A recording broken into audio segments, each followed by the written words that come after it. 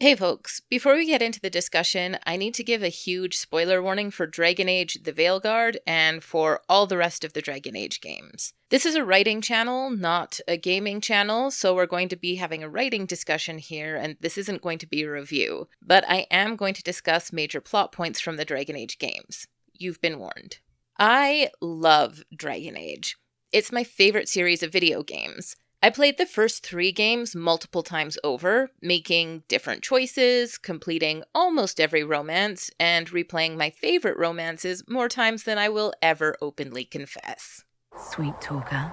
I've done fan art, bought every DLC, the soundtrack, the art books, the novels, the comics. Point is, I'm exactly the type of fan you'd think the new entry to the series, Veilguard, would be targeting. Yet, for the first half of Veilguard, I was disappointed.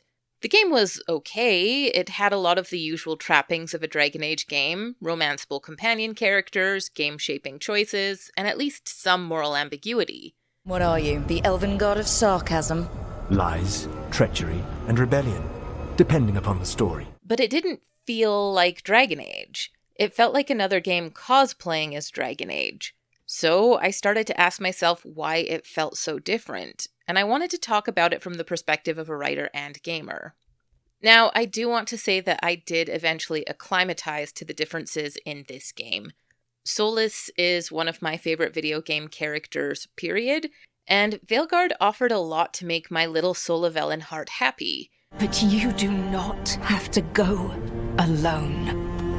But as a gamer and a writer, I wanted to take a constructive look at some of the issues with the writing for the game, because there are reasons that this game feels different from Dragon Age games of yore.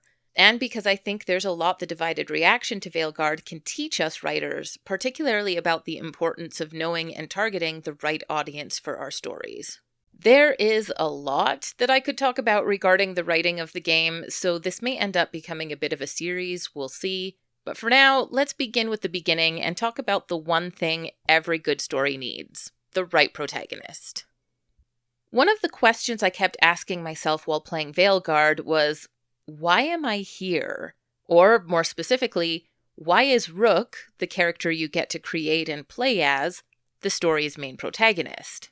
Why is Rook the one in charge? Because a good story chooses its protagonist wisely. There should be a reason the protagonist is the protagonist. You're on this team for a reason too, you know.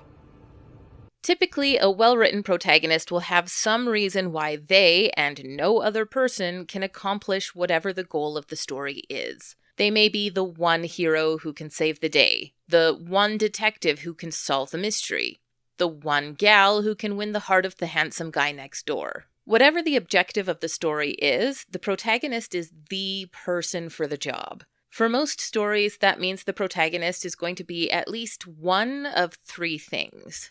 First, a protagonist may be the person for the job simply because they have such a strong personal connection to the problem that makes them more driven to solve it than anyone else.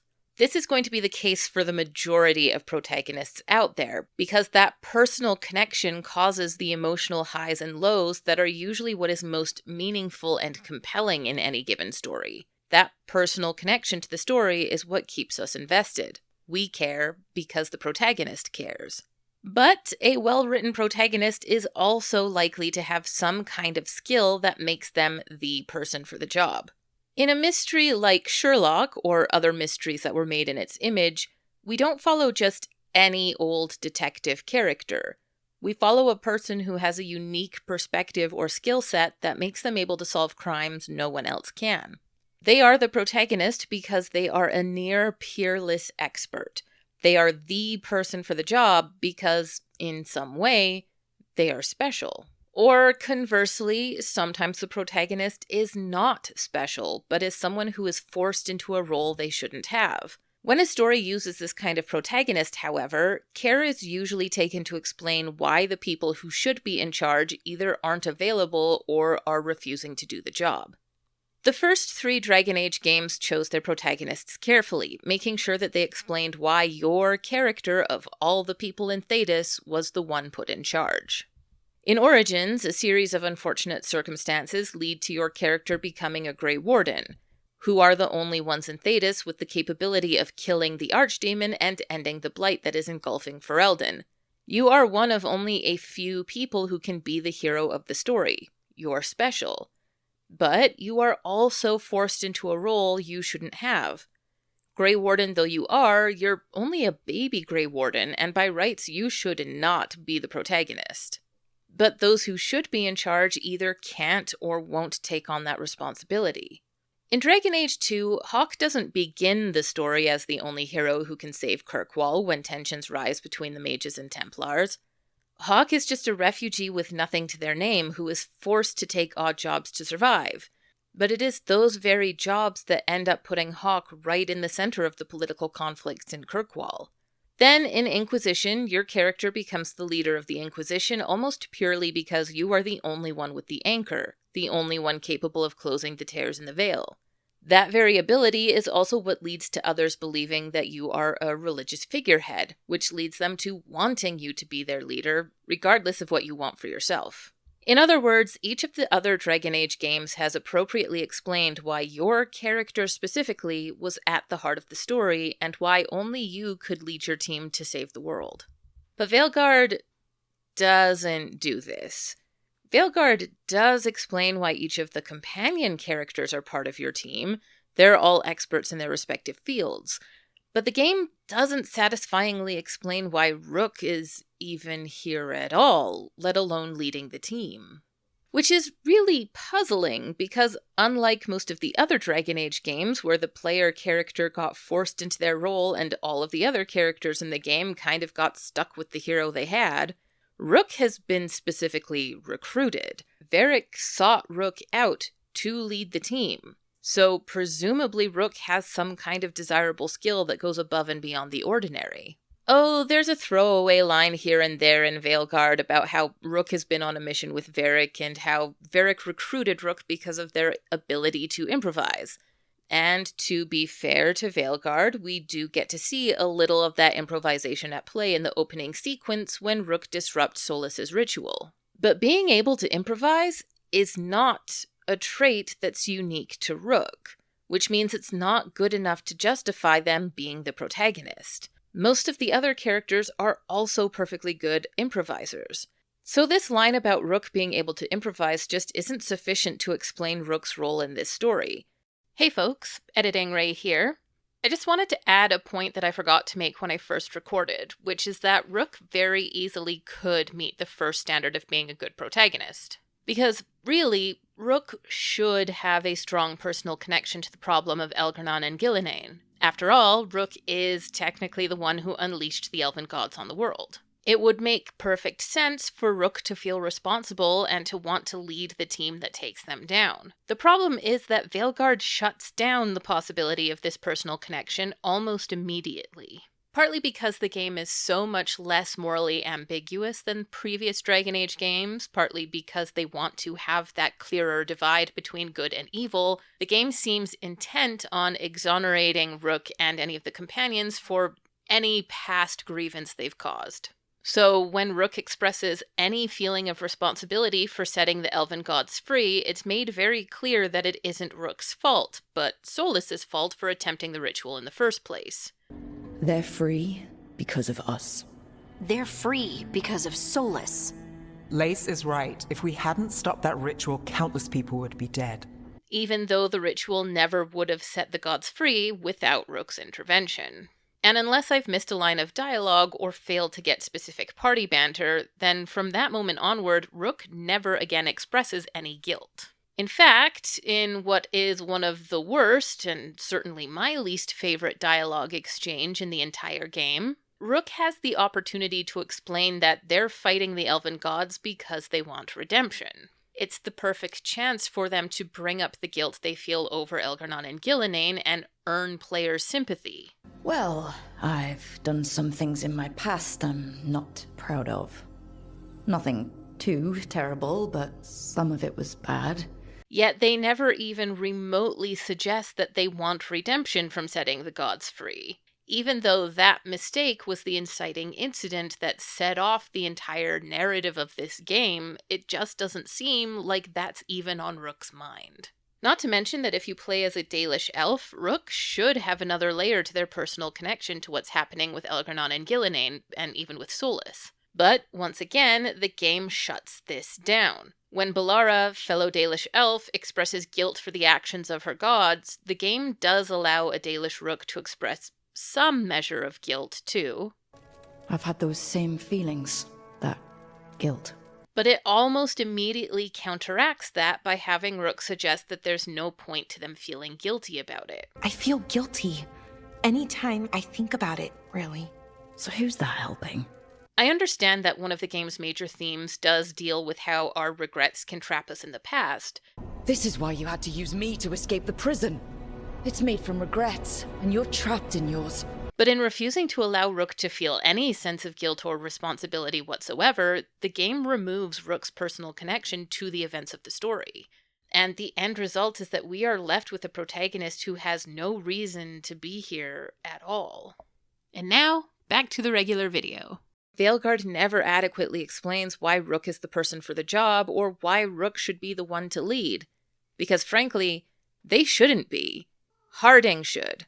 Once Varric is killed and we're left with Rook, Harding, and Nev, the de facto leader of the Resistance should be Harding. Harding is the one with all the contacts. Harding is the one with first-hand experience with Solus. Harding is the one who has a near decade of experience in plotting to stop Solus. Harding is also the one with a decade-long friendship with Varric, making her the one member of your team who has the most compelling, most personal motivation to want to stop Solus after he's killed Varric. If anyone should be the most driven to stop Solus, if anyone should be in charge, if anyone should be the protagonist of the game, it's Harding, and the game just doesn't explain why Rook takes that position instead. Which makes Rook a weak, nonsensical protagonist. Now, does that mean that I think Veilguard should have made Harding the protagonist? Well, no. Each of the Dragon Age games has allowed players to make their own character and to one degree or another determine their character's personality, and the audience is going to expect to be able to do that in Veilguard as well. Heck, I was upset enough that Dragon Age 2 forced me to play as a human. Ew. Harding is a pre-existing character, first introduced in Inquisition, and she comes complete with her own established personality, which would not allow players the freedom to make her their own character. So even though in many ways Harding could have made for a fabulously compelling protagonist in Veilguard, she still doesn't fit the bill. We need a main character players can create themselves. If we're not going to bring back the Inquisitor to be at the center of this story, then we need a Rook. But how do we fix Rook? How do we turn them into the person for the job? There isn't only one correct way to fix Rook, but in my mind, this is where I think Veilguard could have benefited from adding, say, an extra hour or two of gameplay to the beginning of the game via a prologue chapter that depicted how Rook met and was recruited by Varric. Sort of like how Origins showed how you met and were recruited by Duncan. They could have used this prologue chapter to showcase Rook's personal motivations for wanting to stop Solus, to develop Rook's relationship with Varric so we really feel the gut punch when we learn he's dead, and to show us what's unique and special enough about Rook that they will become the leader and hero Thetis needs. So, what do I think should be special about Rook? Well, nothing. Let me explain. In the backstories Veilguard created for Rook, Rook is depicted as a heroic individual who has been leading teams, taking charge, running missions. And I actually think this was a mistake. I think that whatever faction Rook belonged to, they should have been a nobody. They should have been someone who had the basic adventuring skills needed for a game like this, but someone who was otherwise just in their faction to polish other people's armor, or chop carrots for more important people's dinners. I say this because Inquisition actually told us exactly what needed to be special about Rook. They were looking to recruit someone Solus doesn't know and can't predict. Then we find people he doesn't know. We will save our friend from himself. That is what should make Rook special. That there's someone Solus never took note of. The problem with Rook being someone notorious enough to lead teams and run missions is that all of the factions you can choose from as part of Rook's backstory are organizations that are notable enough that not only would Solus be aware of them, he would most definitely have spies among them. Therefore, if Rook is running missions, Solus knows who they are and how they operate. In fact, in Veilguard, Solus tells us himself that he's been following Rook for some time. How do you know that? You helped Varric pursue me for the better part of a year. It would have been foolish not to learn about who was hunting me. Particularly where one of the major themes of this game revolves around pride, and how Solus is becoming more and more prideful to his and everyone else's detriment. Having Rook be a nobody makes them a great antithesis to Solus. Furthermore, having Rook be a nobody Solus overlooked as being unworthy of notice only emphasizes how much further on his prideful path Solus has come since the events of Inquisition. Because if you took Solus to Val Royeaux with you in Inquisition, he ridicules the high and mighty of Orlais who overlook the society of their servants. I wonder how masked men live their lives without ever seeing that servants have an entire society of their own. If you want to find something useful, I would pay attention to what the servants do. But that was then. Now Solus is one of the high and mighty who overlooks the servants, and one way or another, he'll pay the price for it. I think Veilguard should have begun with Varric and Harding first approaching your faction to ask for help with a secret mission related to Solus. If BioWare really wanted to increase the replayability of Veilguard, then depending on what faction you chose for your character, the mission Varric and Harding approached your faction with might be different. Again, very like the different beginnings you could play through in Origins. But in any case, a small party from your faction would be sent to help with Varric's mission, and Rook would be sent along purely in a supportive, mundane role. But whatever the mission is, things go sideways, and I think they go sideways in a few specific ways.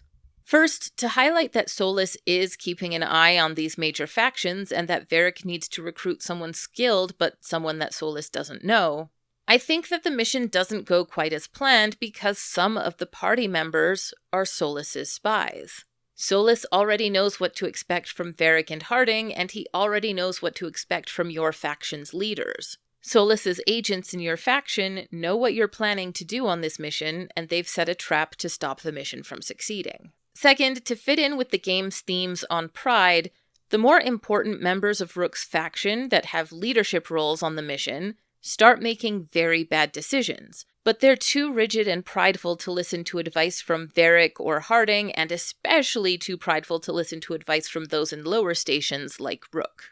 Their inability to humble themselves makes the mission go even worse. When the mission and the trap Solus's agents have set come to a critical point, Rook is able to step up and do what needs to be done to save the day. Egotistical leaders and Dreadwolf spies be damned. Because Solus's spies overlooked Rook, Rook is given the opening that they need to be a hero, and Rook would show off their ability to improvise, lead, and delegate. They'd be able to face the most unlikely of odds and come out on top. This would not go unnoticed by Varric, who recruits Rook for being the perfect blend of skill, hero, leader, and the magical ingredient, unknown to Solus. The point here is that Rook isn't necessarily the only one in Thedas who can lead a team of experts against Solus, but they are someone with the skills needed to take charge in a crisis. They are someone Solus overlooked and can't predict, and they were in the right place at the right time to be recruited by Varric. And that is at least one way that you could turn Rook into the hero for the job.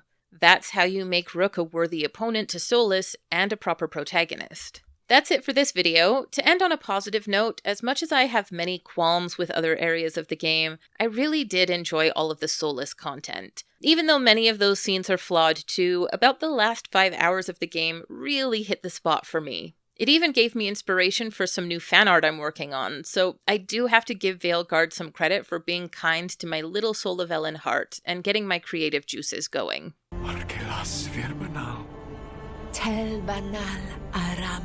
I simply wish the writing in the rest of the game had been better so as to properly give support to my favorite Solus scenes. Like I said, a lot of these scenes hit the spot, but they really should have been roundhouse kicking me in the spot. And they just couldn't quite get there without more support from the rest of the scenes in the video game. No scene lives in a vacuum. If we want the hard-hitting scenes to hit hard, then the rest of the scenes need to do the job too.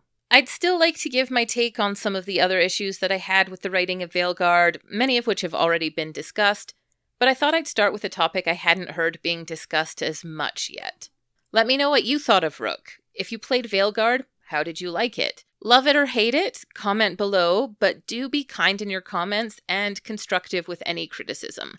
This is a safe space. I'll be back with more videos in the future, and I'll see you next time.